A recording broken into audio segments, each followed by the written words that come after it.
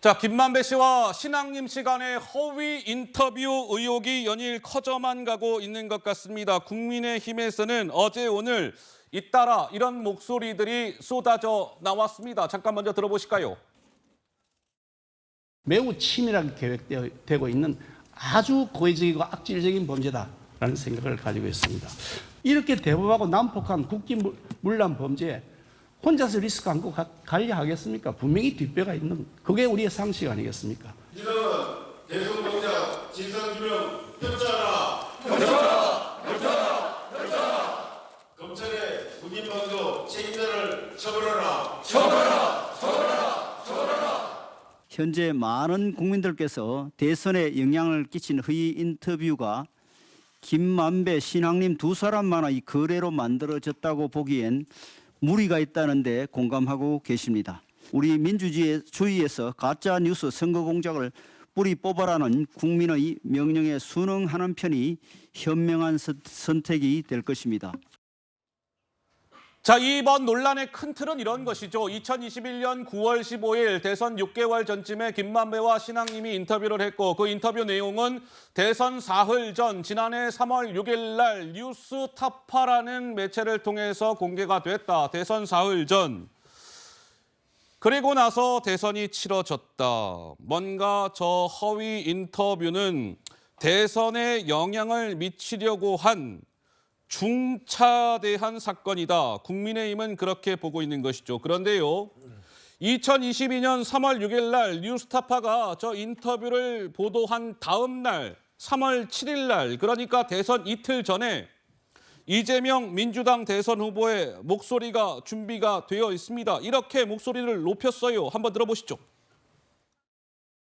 무려 4만 명에 가까운 피해자를 만든 부산저축은행 사건의 진실이 드러나고 있습니다. 당시에 제대로 수사했더라면 피해가 훨씬 줄어들지 않았을까 하는 아쉬움이 있습니다.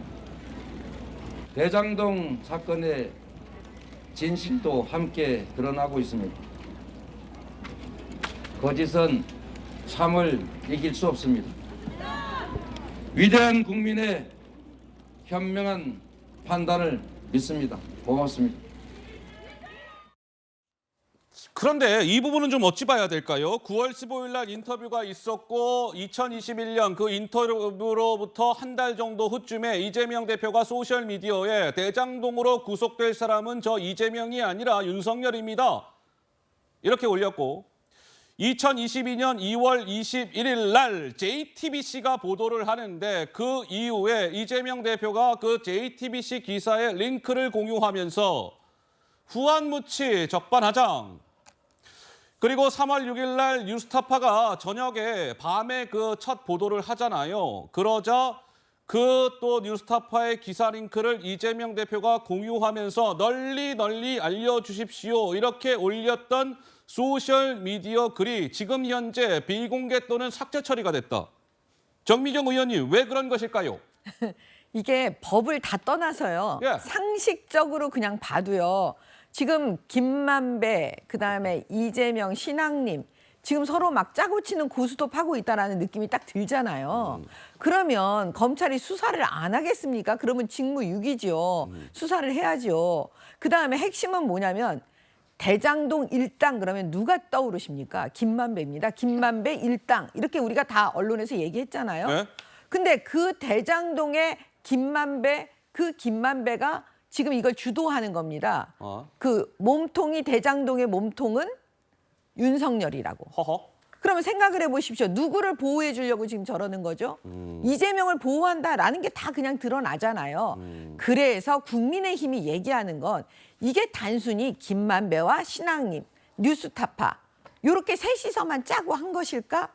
아니다. 예. 그 뒤에 배후 세력이 있는데 그건 이재명 대표 아니겠는가라고 지금 그런 추측을 하고 얘기를 하고 그거에 대해서 수사를 당연히 해야 된다. 이렇게 말하고 있는데 그게 잘못입니까? 예. 그다음에 또 하나는 뭐냐면요. 과거에 김대엽 사건 봤잖아요. 김대엽. 생태탕 사건 봤잖아요. 생태탕. 김경수 드루킹 사건 봤잖아요. 예. 이거 옳은 행동입니까? 선거 앞두고 국민들께 혼란 줘가지고 어떻게 보면 훔치는 겁니다. 예. 투표를 훔치는 행위. 이런 못된 버릇을 앞으로는 다시는 일어나지 않도록 수사해서 그 배후 세력 밝히는 게 나쁜 일입니까? 당연히 밝혀야죠. 자, 이 허위 인터뷰 논란을 좀 짚어드리고 있는데 글쎄요, 이 방송을 지켜보고 계시는 우리 시청자 여러분들께서 아무래도 이재명 대표가 이제 조사를 잠시 후면 받게 되는데 수원지검 인근의 상황이 좀 궁금해하실 만한 분들도 계실 것 같아서 다시 한번 실시간 영상을 한번 보여드리도록 하겠습니다. 점차 이제 사람들도 많이 모이기 시작한 것 같고요. 취재진도 아까보다는 이제 많이 자리를 했습니다. 주변에서 뭐 이렇게 저렇게 뭐 함성을 지르고 있는데 그 소리도 점점점 커져가고 있는 것 같고요.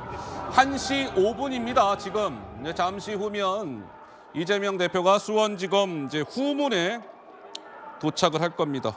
단식 13일 차에 접어든 이재명 대표. 쌍방울 대북 송금건으로 지난주 토요일에 이어서 사흘 만에 3일 만에 다시금 조사를 받게 된 것이죠. 깜짝 놀랐네요. 저는 이재명 대표 차량인 줄 알고요. 아닙니다. 예, 이재명 대표 차량은 카니발입니다.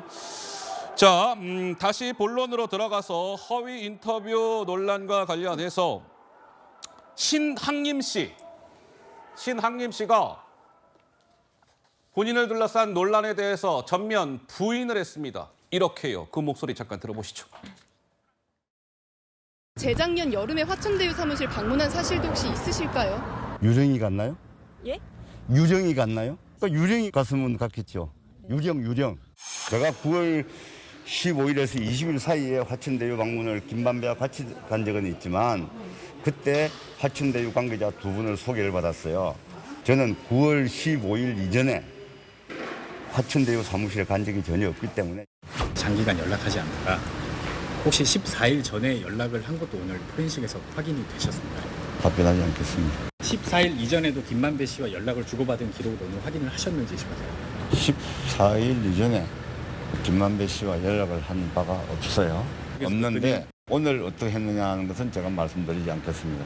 이 정도 하시죠?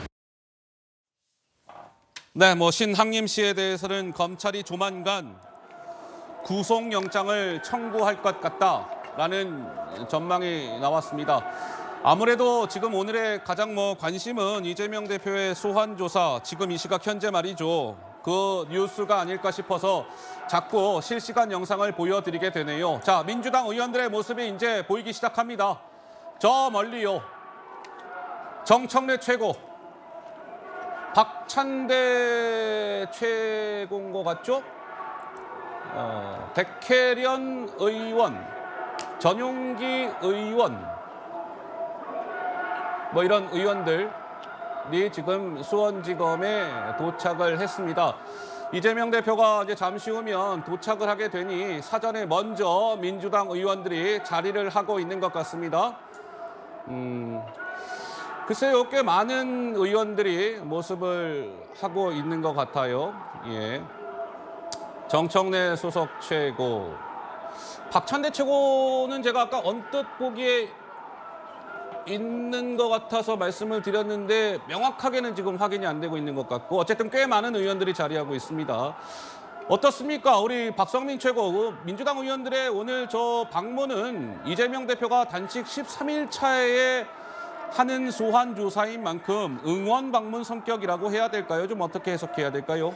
그래서 검찰의 수사에 부당하다라는 이 공감대가 당내에 굉장히 폭넓게 형성이 되어 있다 보니까 그런 차원에서 이재명 대표에게 좀 힘을 실어주려는 의도로 저렇게 가지 않았나 싶습니다. 사실 왜냐하면 한동안은 의원들이 이렇게 동행하지 않았었어요. 이재명 대표가 따로 이렇게 당에 좀 공지를 해가지고 나 혼자 갈 테니까 오지 말아라 이렇게 몇 차례 만류한 적도 있었을 만큼 그동안 사실 이재명 대표가 통상 혼자 이렇게 출석하는 것이 좀 굳어져 왔었는데 이번에는 아무래도 단식 중에 그리고 이미 소환 조사를 한번 받았음에도 한 번 더 추가 출석 요구가 왔기 때문에 또 이렇게 가고 있는 거잖아요. 네. 그러다 보니까 의원들 입장에서는 이런 좀 힘든 상황에서도 건강상으로 굉장히 무리가 되는 상황에서도 이렇게 하는 검찰이 맞냐 이런 생각도 있는 것 같고 또 한편으로 이재명 대표에 대한 응원의 성격도 굉장히 강한 것 같습니다. 예. 자, 의원들이 좀 자리를 했습니다. 아마도 저곳에 이재명 대표가 먼저 도착을 하게 되는 것 같죠. 조정식 사무총장, 정청래 최고위원. 그 옆에 분은 누구예요? 혹시 아시는 분 있으세요? 임종성. 임종성 의원. 그리고 그 옆에는 백혜련 의원. 그 옆에는 이모경 의원인 것 같죠? 예, 그리고 몇 명의 의원들이 더 쭉 자리를 하고 있습니다. 김종혁 위원장님 어떻습니까? 꽤 많은 의원들이 나왔네요. 일단 예. 아니 뭐 어떻게 보면 이제 굉장히 그 건강도 안 좋은 상태에서 출석을 하니까 그 의원들이 나오는 건 뭐 얼마든지 그럴 수 있다고 생각을 합니다. 예. 오늘 어떤 일이 벌어질지는 좀 지켜봐야 되는데 근데 하여튼 지금 저 현장을 보면서는 어떤 생각이 드냐면 예. 그 과거에 서초동에서 벌어졌던 그 조국 구하기 뭐 조국 사랑해요, 정경심 사랑해요 하면서 시위가 벌어졌던 그런 모습이 생각나는데 언제부턴가 검찰에서 정치인을 수사를 하면 그게 무슨 뭐 내용에 상관없이 그 지지자들이 나와서 내가 지지하는 사람은 죄가 없다. 이런 식으로 그렇게 주장하고 프래카드를 들고 시위를 벌이고 고함을 치고 하는 그런 일들이 일상사가 돼버렸어요.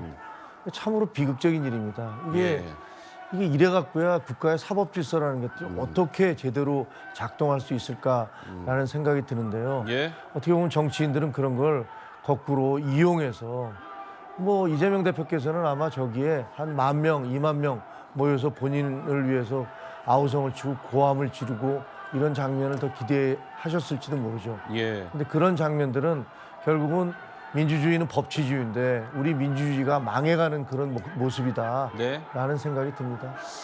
자, 이재명 대표 지금 1시 11분이니까 이제 잠시 후면 도착을 하게 될 것 같고요. 아무래도 이제 여의도에서 수원까지 이동을 하는 거기 때문에 거리가 좀 있지 않겠습니까? 교통 상황에 따라서 다소 도착 시간은 유동적일 것 같으나 민주당 의원들은 일찌감치 먼저 자리를 해서 이재명 대표를 기다리고 있습니다.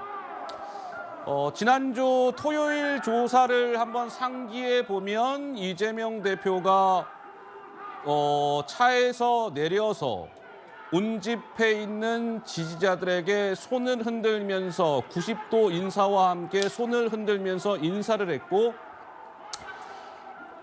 마중 나와 있는 더불어민주당 의원들과 악수를 나눴고 그리고 수원지검 앞에 포토라인에 서서 양복 재킷에서 A4 용지를 꺼낸 후에 간단한 메시지를 발표했고 그리고 수원지검으로 들어갔거든요. 오늘도 아마도 비슷한 상황이지 않을까 싶은데 글쎄요, 정미경 의원님, 오늘 지난주 토요일보다는 의원들의 숫자나 지지자들의 숫자나 뭐 다소 좀 많아진 듯합니다. 지금도 보이는 게 박성준 대변인 그리고 이재명 대표의 변호인이네요. 박균택 변호사가 등장을 해서 의원들과 악수를 나누고 있습니다. 정미경 의원님 한 말씀 주시죠. 그러니까 이 조사를 마지막으로 또 구속영장 청구할 거라고 검찰이 그걸 알고 있는 거죠. 민주당 의원들이. 그렇기 때문에 제가 볼 때는 이제 전부 나와가지고 또 방탄하는 거죠. 그런데 국민들께서 이게 하도 이제 자주 반복이 되는 일이니까요. 예. 속지 않으실 거라고 보고요. 네. 결국은 총선에서 심판하시겠죠. 저 깃발이 막 나부끼고 있네요. 반드시 한다. 이재명. 이런 깃발도 수원지검 앞에 흩날리고 있습니다. 자, 잠시 후면 이재명 대표가 이제 도착을 하게 될 것 같습니다. 저희는 잠시 후 60초 후에 다시 돌아오도록 하겠습니다.